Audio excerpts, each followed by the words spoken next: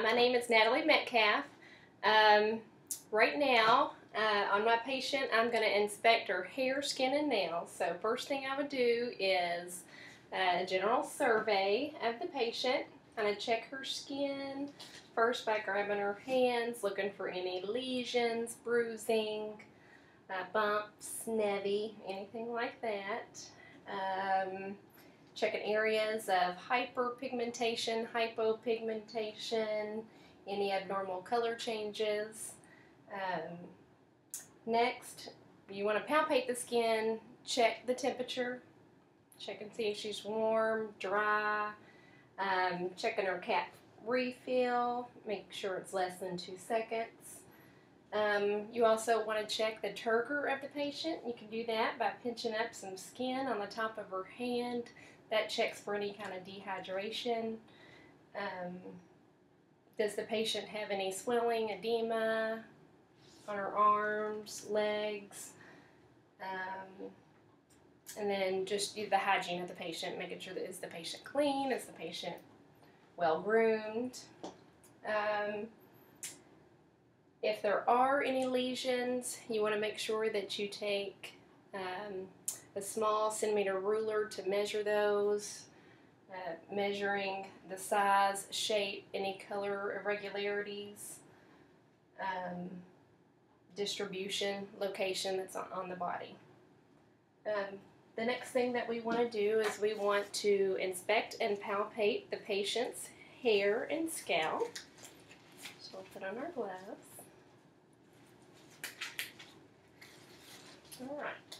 You just want to feel the scalp and the head, moving the skin around, checking for any lumps, bumps, tenderness, checking the hair, the color of the hair, the texture of the hair, making sure there's any, seeing if there's any patterns of baldness, any lice in the hair.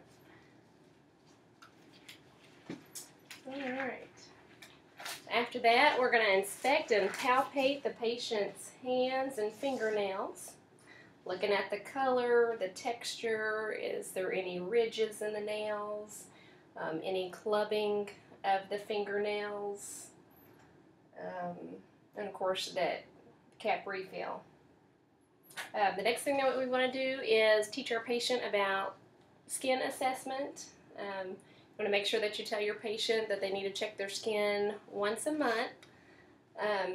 They can do this by using the ABCDE method for any suspicious lesions. A being asymmetry, B border irregularities, C would be color, D diameter, especially anything that's greater than 6 millimeters, and E for any elevation or enlargement.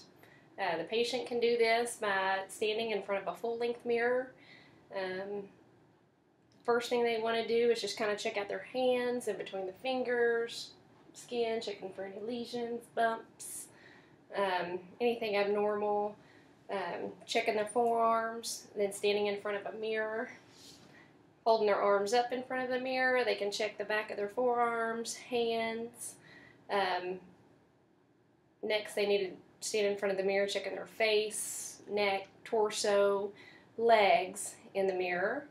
And then you'll turn to the right side, check the right side, then turn to the left, checking the left side, and then turn around, looking at the butt, the buttocks in the mirror, the back of the legs, and then can have a friend or family check back of the ears, neck and back for anything that's abnormal. You want to make sure that you tell a nurse or physician, and do this once a month. And that's it for hair, skin, and nails. Alright, now we are going to assess the head, face, and the lymph nodes of the patient. First thing we're going to do is assess the patient's scalp. So make sure with gloves on, you'll feel again for any lumps, bumps, tenderness. Check the movement of the patient's scalp. Okay, and then you want to palpate the patient's temporal arteries. Good. And then we're also going to palpate the temporomandibular joint. Have the patient open and close. Good. Checking for any crepitus, abnormal movement, pain, any tenderness. Okay. Next thing we're going to do is just get a general assessment of the patient's facial expressions. Is the patient in pain? Are they grimacing, smiling? Rigid facial expressions. Also symmetry of movement. Everything should be symmetrical on both sides. Is there any facial drooping, eyelid drooping, anything like that? And then also, does the patient have any involuntary movement, any tics, excessive blinking, things like that. Next thing we're going to do is we're going to inspect and palpate the patient's neck. So standing in front, we're going to first assess the lymph nodes of the patient. First ones we'll assess are the pre-auricular, okay, and then the posterior auricular, the occipital,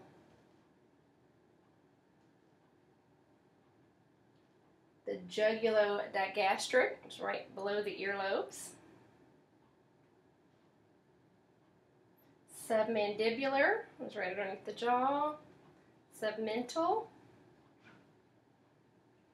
and then the superficial cervical, the deep cervical chain,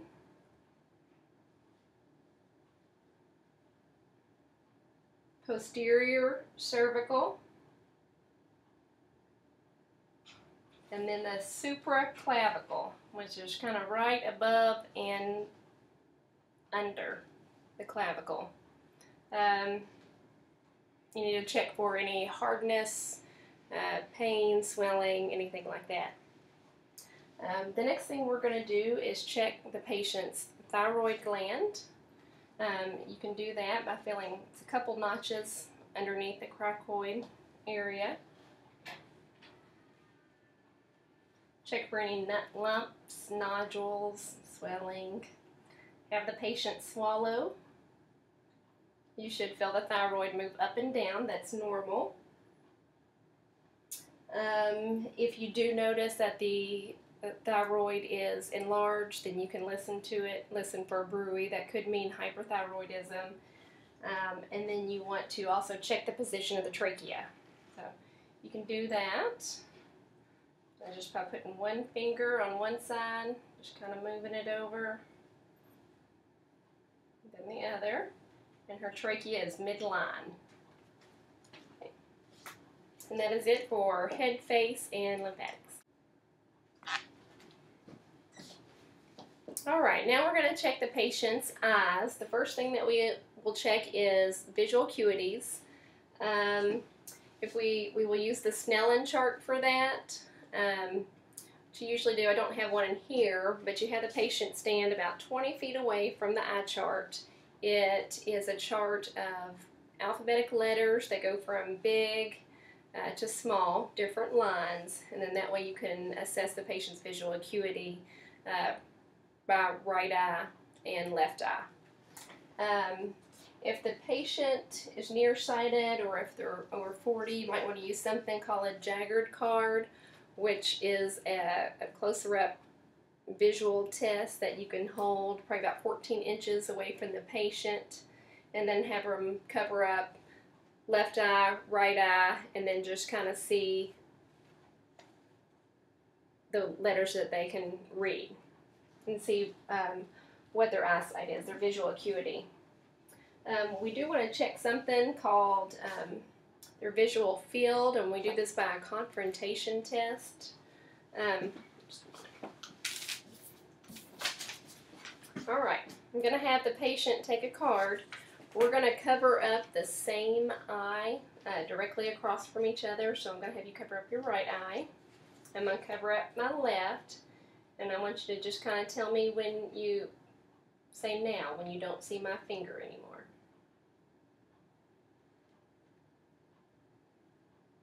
Now. And then we'll do the other side as well.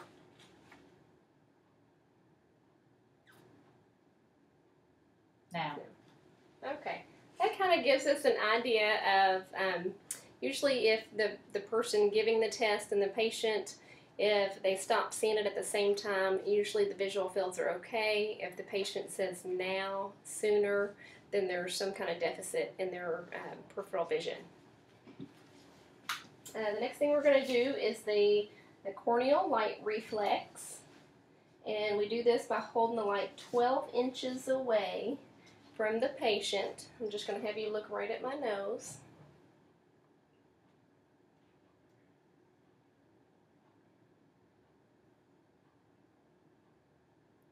And you do that by seeing if the light reflects in the patient's pupil equally on both sides, then they have an appropriate corneal light reflex. So that's good. The cover test is where you have a patient kind of fix their focus on one side. So I'm going to have you pick a point on the wall. Okay, I'm going to cover one eye, and then I'm going to uncover it without you moving your eyes. There's no eye movement, and you do the same on this side. Good, and that's appropriate. You don't want to see the patient's eyes move when you uncover it.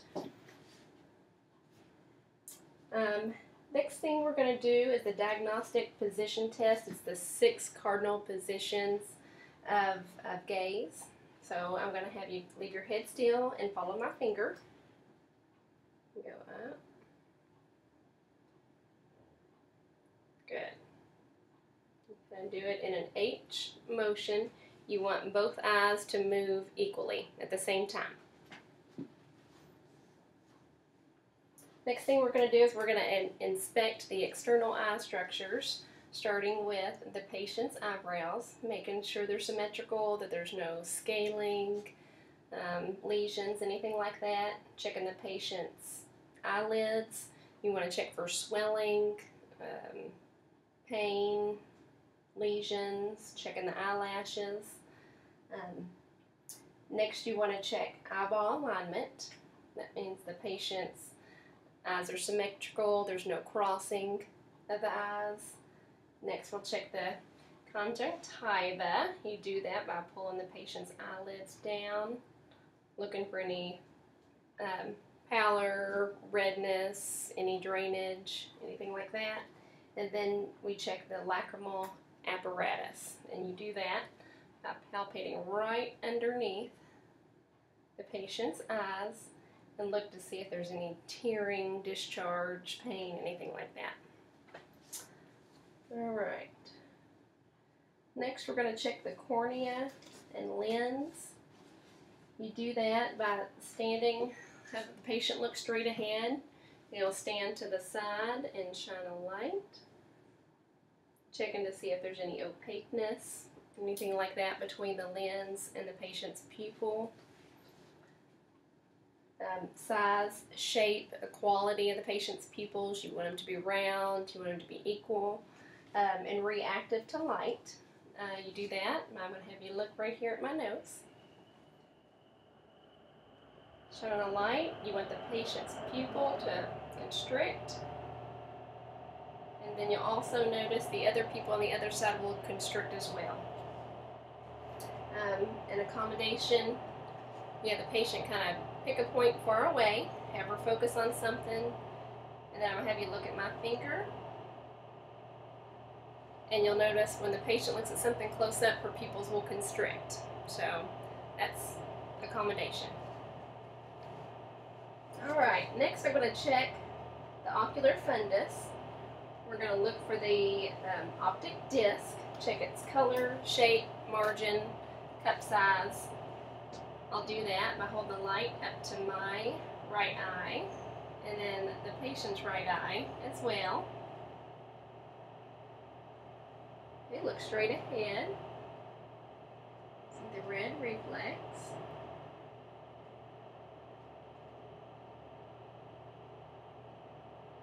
Okay, we'll look at the vessels on the optic disc.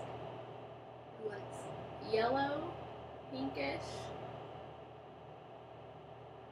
AB ratio is normal, it's 2 to 3. You want to look for pulsating of the veins near the disc. Checking the caliber, you can see kind of the veins and vessels kind of getting smaller as they go out.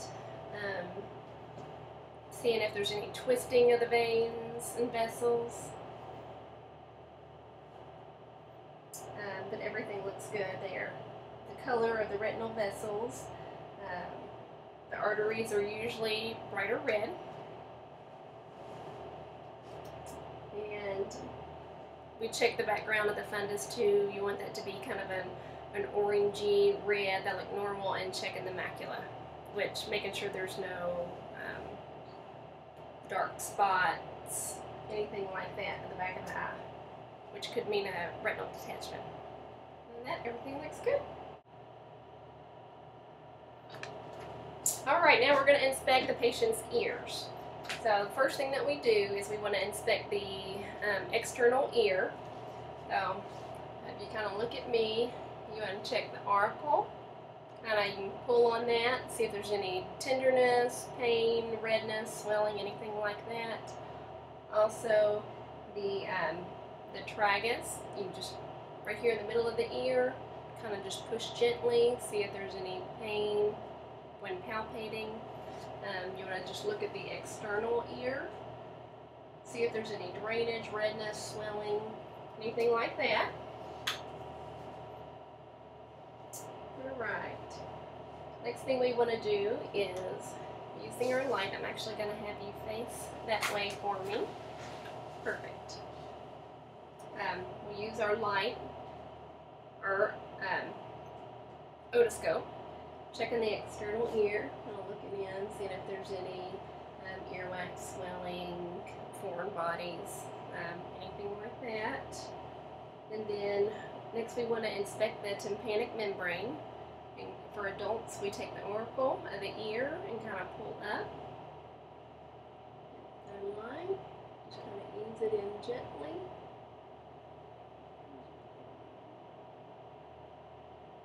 Look at the tympanic membrane. It'll be pearly gray. We want to make sure it's flat, that there's no bulging, redness, anything like that. Checking the integrity of the tympanic membrane. And the next thing we want to do is a hearing test. First thing, you can just check their hearing by, just talking to the patient. See if they can hear you just talking to them. And then we do something called a whisper test. And I'm going to have you hold the middle of your ear. I'm going to lean behind you and say 3 numbers, 3 round numbers, and I want you to tell me if you repeat those back to me. 859. Good. And then you'll do that with the other ear as well. And that checks for high tone loss. The next thing that we can also do is a tuning fork test. It's not used that much in general assessments, but it's a silver tuning fork. You hit it on your hand, you'll put it on the top of the patient's forehead. That's called the Weber test, and to see if they can hear that equally in both ears. And then you can tap it on your hand and put it behind a patient's ear on the mastoid process. They let you know when they can't hear it any longer. When they can't hear it any longer, then you hold it up by their ear and check for air conduction. And that's usually a little bit longer than the bone conduction. Alright, now we're going to check the mouth, nose, and throat. First thing that we'll do is we'll inspect the external nose. We're going to check it for any symmetry, palpate it, see if there's any crepitus, does she have any lesions, any painful palpation. We also want to test the patency of each nostril. So I'm going to hold the patient's nose, have her breathe in. Good, and then you'll do it with the other side. Good. Using your nasal speculum and your light, you'll just want to have the patient just kind of tilt up, I'm going to look in your nose, checking the nose for any redness, swelling, drainage. We'll look at the septum, see if there's any deviation, just kind of pulling the nose up gently in there. Okay, looks good. Checking the turbinates, the color integrity of the nasal mucosa. Next thing we'll do is we're going to inspect and palpate the patient's sinuses. First we'll start with the frontal sinuses. It's right underneath the eyebrows. You can just kind of push in there. Check to see if there's any swelling, if the patient has any tenderness. Also on the face, right underneath the cheekbones, if there's any swelling, tenderness. Another way that you could test the sinuses is transillumination. It's not practiced a whole lot in patient assessment, but you can do that by having the patient holding the light up to the patient's sinuses to see if it lights up pink. You can better do this when the lights are out, and then holding it up to the forehead to see if it lights up pink around. Usually if the sinuses are clear, that will light up.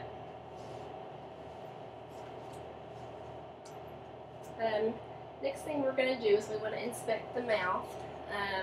Just inspect the outside first, just inspecting the lips, make sure there's no lesions. Is there any cracking, dryness, check the moisture. Then we'll have the patient open up. We'll look in, we'll check the patient's teeth, check for any absent teeth, any cavities, anything like that. We also want to check the buccal mucosa, that's in the lips. You can check that. Check for any white patches, any sores, ulcerations. Also looking at the Stenson's duct. There, those are good. Have the patient stick out her tongue. Okay, and it's midline. Wiggle your tongue from side to side. Good. But have you open it real far and say ah. Looking at the uvula, if there's any swelling, lesions, cranial nerves intact. Tonsils are a +1. No redness, swelling, anything like that. When you're doing that, you also want to make sure that you're looking at the gums as well. Looking for any redness, swelling, pain. Looking under the tongue also for the Wharton's duct. There you go, looks good. Okay. And then you also want to inspect the trachea again. As we inspected before, check to see, make sure it's midline. And that's it. That's the end of the nose, mouth, and throat.